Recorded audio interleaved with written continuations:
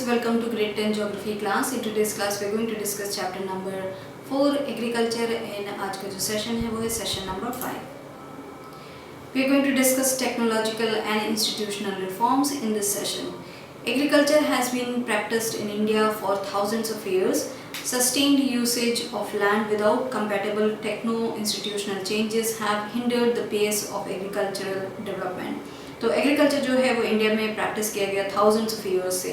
तो इतने पुराने समय से एग्रीकल्चर जो है इंडिया में चल रहा है. एग्रीकल्चर प्रधान कंट्री है हमारा कंट्री. सस्टेन्ड जो यूज़ ऑफ लैंड है विदाउट कंपैटिबल जो टेक्नो इंस्टीट्यूशनल चेंजेस थे तो बहुत सारे चेंजेस नहीं हुए. बहुत पुराने तरीके से ही करा जा रहा था agriculture.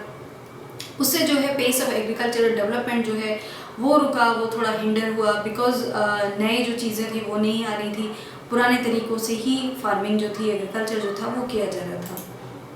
In spite of development of sources of irrigation, most of the farmers in large parts of the country still depend upon monsoon and natural fertility in order to carry on their agriculture.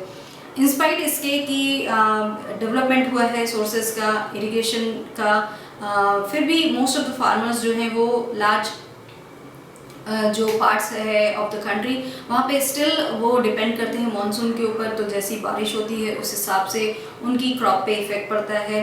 If अगर अच्छा monsoon होता है तो उनकी crop अच्छी होती है, नहीं होता है ड्रॉट आ जाएगा तो उनकी क्रॉप सारी बेकार हो जाती है.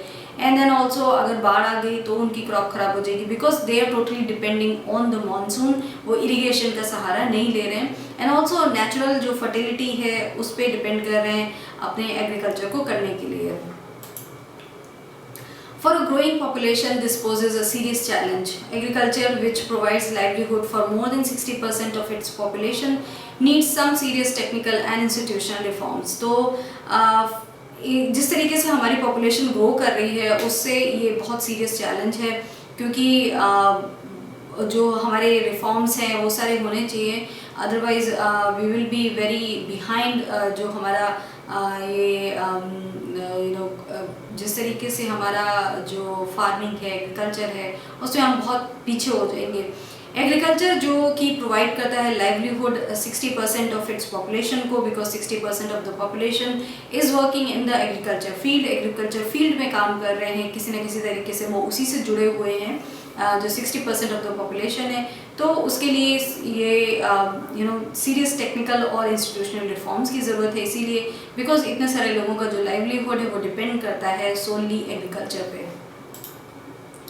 Land reform was the main focus of our first 5-year plan. The right of inheritance had already led to fragmentation of land holdings, necessitating consolidation of holdings. तो land reform जो था वो हमारा main focus था. हमारे first 5-year plan का जो था, जो पहला 5-year plan था उसका main focus था land reform करना. जो right of inheritance है जिससे already जो लैंड है वो बढ़ जाती है. जैसे कि हम लोगों ने पहले सेशन में अर्ली सेशंस में देखा कि एक एग्जांपल्स है कि किस तरीके से एक जो फादर है उनके ही हैज़ 4 सन्स तो लैंड उनके मरने के बाद वो डिवाइड हो जाती है 4 बेटों में. एंड दैट्स हाउ जो लैंड है वो छोटी होती जाती है. तो इसीलिए लैंड का जो कंसोलिडेशन है वो होना बहुत ज़रूरी था. अदरवाइज़ बहुत छोटे छोटे खेत हो जाएंगे और उसमें फार्मिंग करना फिर बहुत ही मुश्किल होता है. The laws of land reforms were enacted, but the laws of implementation was lacking or lukewarm. तो जो laws of land reforms हैं वो enact किए गए थे, but जो laws of implementation हैं तो उसको implementation करना वो lack था उसमें या lukewarm उसमें ढंग से काम नहीं हुआ. That's why laws तो थे but उसको implementation अच्छे से नहीं किया गया. The Green Revolution, based on the use of package technology, and the White Revolution, which is Operation Flood, were some of the strategies initiated to improve the lot of Indian agriculture. तो जो green revolution था जो base था on the use of package technology and जो white revolution था जो operation flood था basically वो सम ऑफ द स्ट्रैटेजीज थे वो जो इनिशिएट किए गए कि जो इंडियन एग्रीकल्चर है उसको इम्प्रूव किया जाए. But this too led to the concentration of development in few selected areas. But this is a problem in our country कि कुछ जगह पे ये सारी चीज़ें हो जाती हैं, the whole of the country जहाँ होना चाहिए, पूरी जगह होना चाहिए, वो सब नहीं हो पाता है। And this is where we lack जो हमारा इंफ्रास्ट्रक्चर है, जो जिस तरीके से हम कोई भी चीज़ इम्प्लीमेंट करना चाहते हैं वो होती नहीं है यहाँ पे। एंड दैट इज़ वाई जो एग्रीकल्चर में भी हम लोगों ने करना चाहा वो कुछ जगह हुआ, बट सारी जगह वो नहीं हुआ, कुछ सिलेक्टेड एरियाज़ में ही चेंजेस हुए। Kisan Credit Card, Personal Accident Insurance Scheme are some other schemes introduced by the Government of India for the benefit of the farmers. तो गवर्नमेंट इंडिया ने कुछ जो स्कीम्स हैं वो चलाए, जिसमें मेन है किसान क्रेडिट कार्ड है, पर्सनल एक्सीडेंट इंश्योरेंस स्कीम है, एंड ऑल्सो कुछ और स्कीम्स हैं जो इंट्रोड्यूस की गई गवर्नमेंट ऑफ इंडिया के द्वारा जो बेनिफिट करें फार्मर्स को। Special weather bulletins and agricultural programs for farmers were introduced on the radio and television.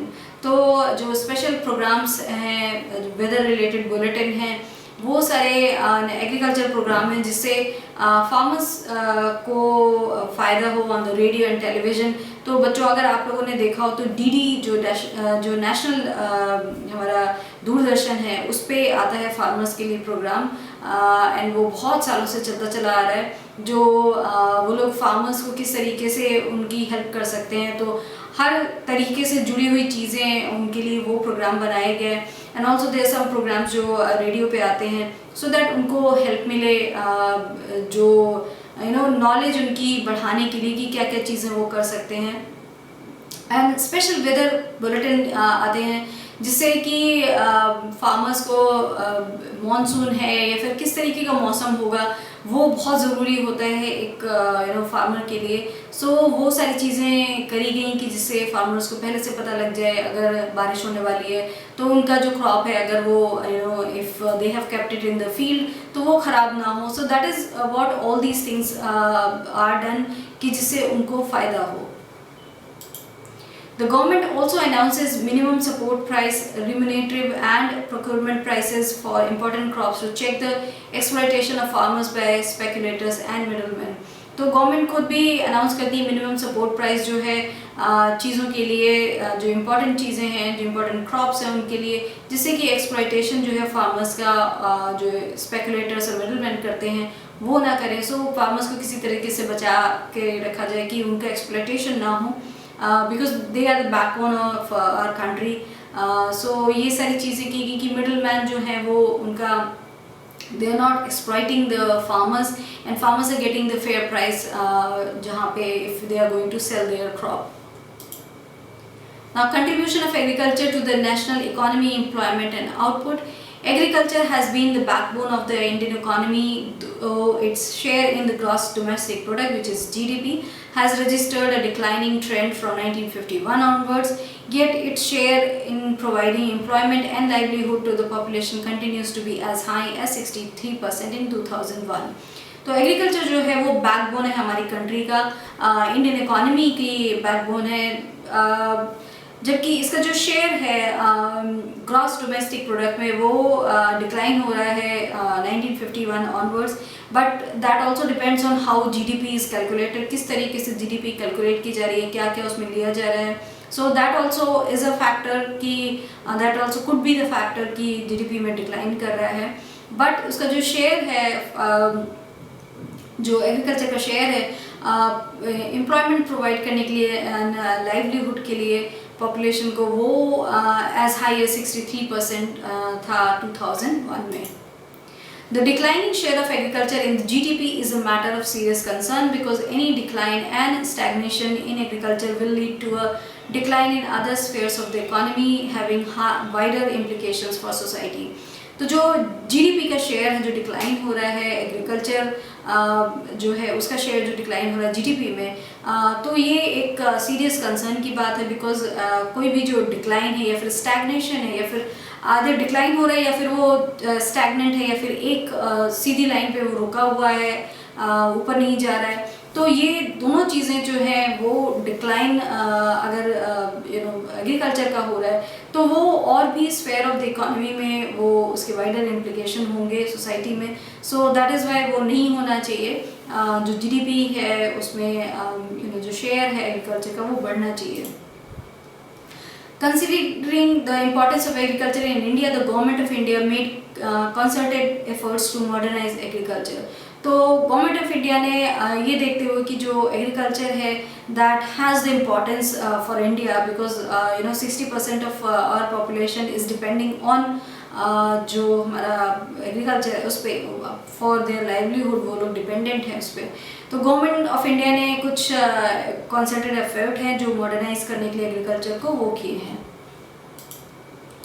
It is clear that though the GDP growth rate is increasing over the years, it is not generating sufficient employment opportunities in the country.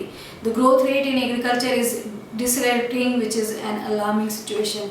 तो ये clear है कि जो GDP growth rate है वो increase हो रहा है over the years, but वो generate नहीं कर रहा है sufficient employment opportunities country में.